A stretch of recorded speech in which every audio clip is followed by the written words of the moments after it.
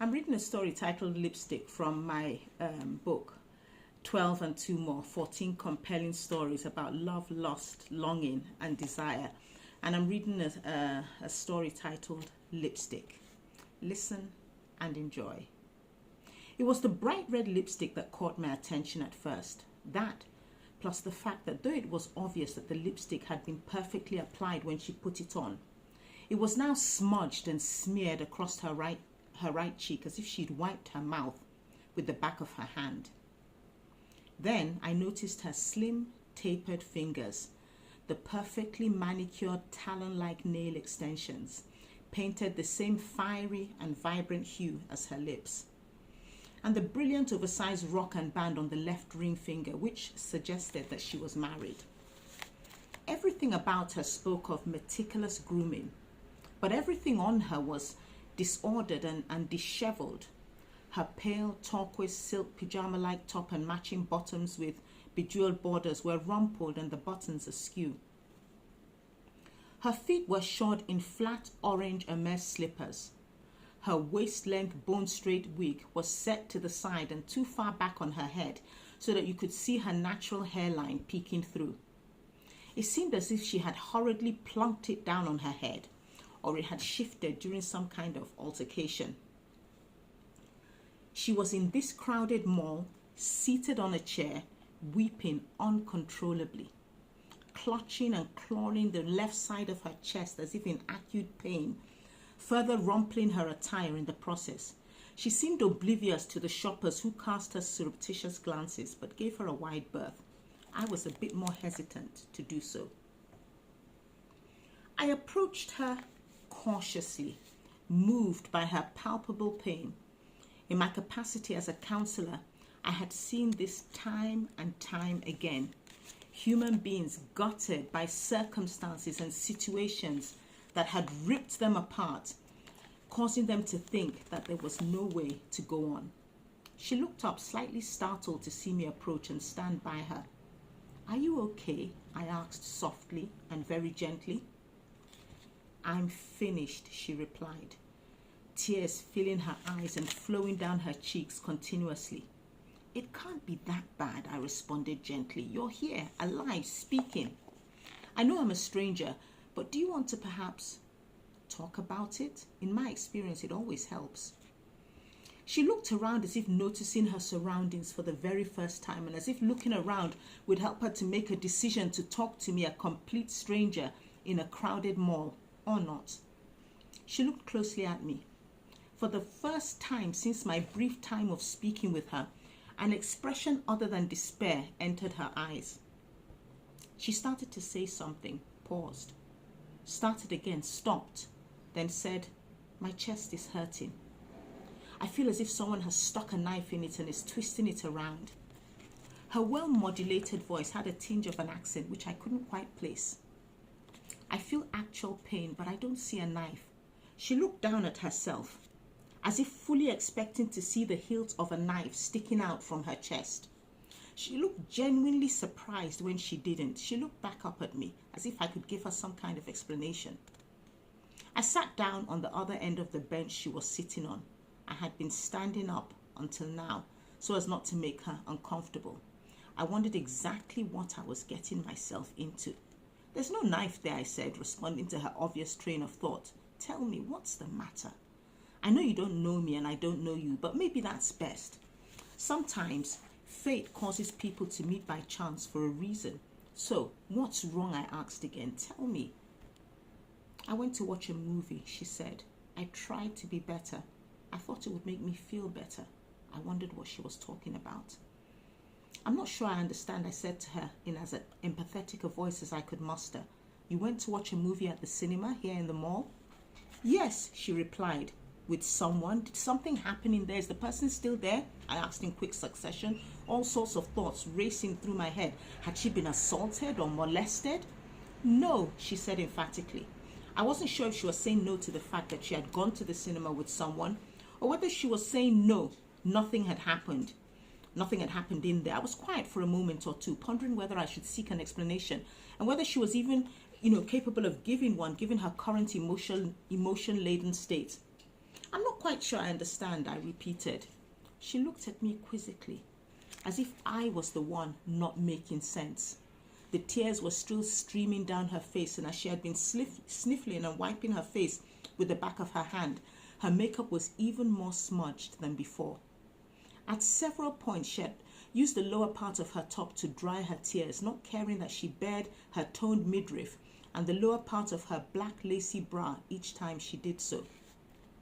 I wasn't with anyone, she said, drawing deep, shuddering breaths, and nothing happened. I was only trying to feel better.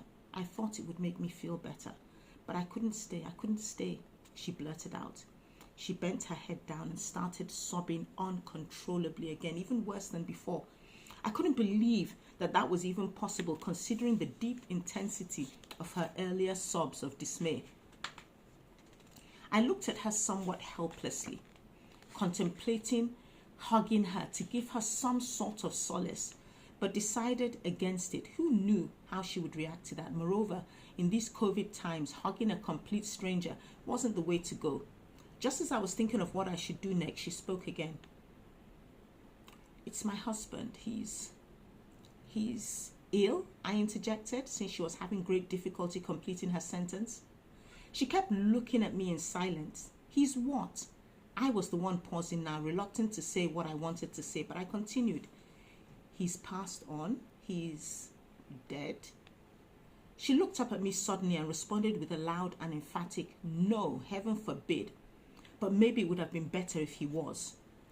She covered her mouth with her hand as if to stop the words from coming out.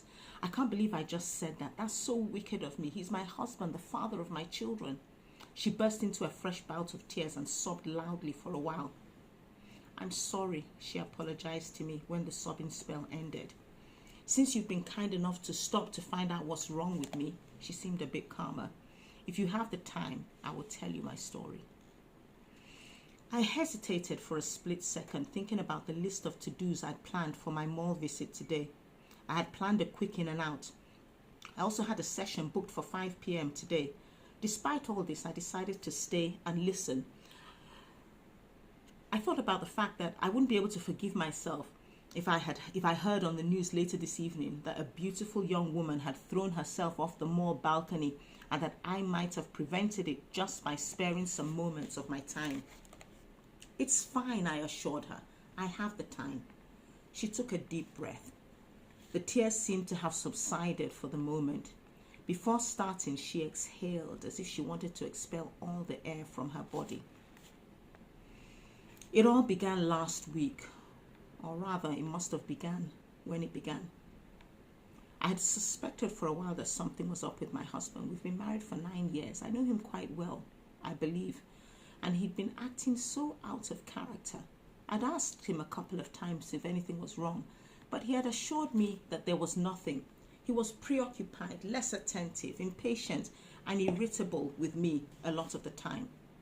He'd stopped initiating sex, and even when I did, he would shrug me off, say he was tired, or at other times feign deep sleep.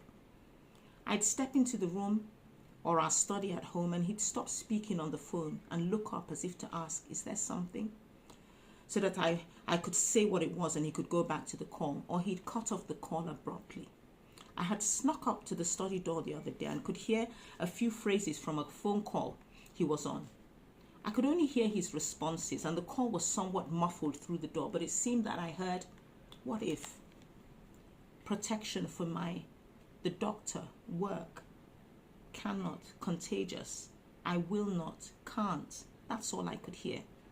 I moved forward to see if I could hear the conversation better, but I hit my foot against the door and I heard him ask, "Who's there?" I quickly moved away and started to walk towards the kitchen. He opened the door and looked out from the study. I turned back as if I was just passing by and said, "Oh, you're there? I want to see what's happening in the kitchen with lunch. Would you like anything?" He looked at me, and I could tell that he was trying to determine from my demeanor and tone if I'd heard anything. "No, I'm good," he said. "I'm just replying some emails." I continued on towards the kitchen, thinking about what the phone call could possibly have been about, and at the same time marveling at how he could lie so easily. He had been on the phone. Then, last week, I got a random call from a private number. I picked up and a female voice said, "I'm sending some pictures. Take a look and then ask yourself why." A few seconds later, 2 images and 1 video were sent to my phone. I considered not opening them, thinking that it might be someone trying to hack my phone, send a virus or something. But my curiosity got the better of me. I opened the attachment and was a picture of my husband leaving one of the top hospitals in the country and another one of him about to get into the driver's seat of his car. It was strange that he hadn't mentioned that he had gone to the hospital, and I also thought it strange that he wasn't with his driver and plainclothes security officer that he always went around with. So she looked at me as if to gauge my reaction to the information she'd given me so far. Something in my expression made her say, "That was neither here nor there, right?" I didn't respond, so she continued. I was irritated and reckoned that this must be some kind of scam. My curiosity still getting the better of me despite the innocuous nature of the preceding images, I decided to open the video. It was a video of my husband sitting in his car, hands on his head in utter distress. He'd pick up his phone as if to make a call, then put it down again. He was mumbling to himself, but there was no audio to the clip, so I couldn't hear what he was saying. I was in equal parts fascinated, worried, and angry that he hadn't mentioned whatever it was that was distressing him to me. At the same time, I was curious about what was going on. Who could have made this cryptic call, taken the pictures, and made the video, and to what end? I picked up my phone and called my husband. He was at work.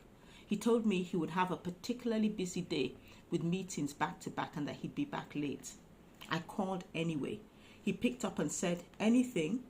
I told you what my day is going to be like." Anger, sadness, feelings I can't even articulate welled up inside me. "No wahala," I said, and disconnected the call. I immediately forwarded the 2 images and the video to him via WhatsApp. He called back the instant the media delivered. I picked.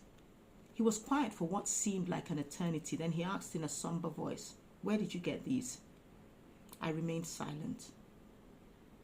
He was silent for a bit too. Then he called my name in a tone of voice that I hadn't heard in a while. The personality I really knew had come to the fore, not the alter ego of him that had been dominant for a while now. "Zikora," he said, "where did you get these images and videos from?" Someone sent them to me, I said. "Can you please send me the number they came from?" he requested quietly. "It was from a private number," I replied in the same tone. The person also called. "Was it a man or a woman who called?" he cut in. "A woman," I responded.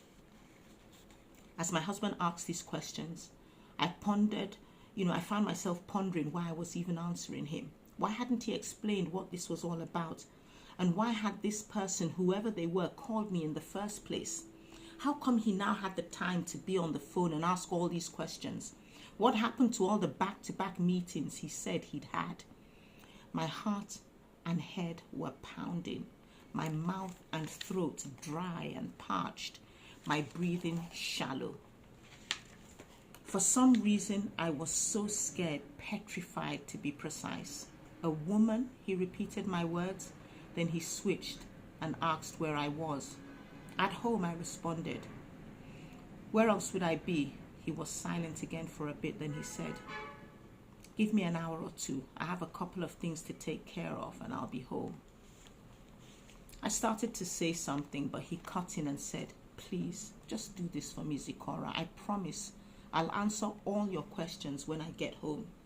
Before I could say anything else, he disconnected. I felt as if someone had put me through the ringer. How could he leave me hanging in suspense like this? Obviously something was up, but what was it? The next 4 hours were the longest 4 hours. Yes, it took him that long to get home. They were the longest 4 hours of my life. I heard when his car came through the gate. I knew it was him and not someone else, as he had this way of tapping on the horn twice in quick succession as he pulled up. I stood up to go and meet him, but then thought better of it and abruptly sat down again and waited for him to come in. Without any ado, he said, I've been diagnosed with genital herpes and hepatitis B. It's bad. The doctor has suggested I do a routine HIV test, which I've done. I'm waiting for the results. You'll also need to get tested. I stared at him in open-mouthed amazement. I felt as if someone had hit me upside the head. My head was actually reeling. That's the ongoing saga. She looked up at me. I came out to watch a movie. I thought it would make me feel better.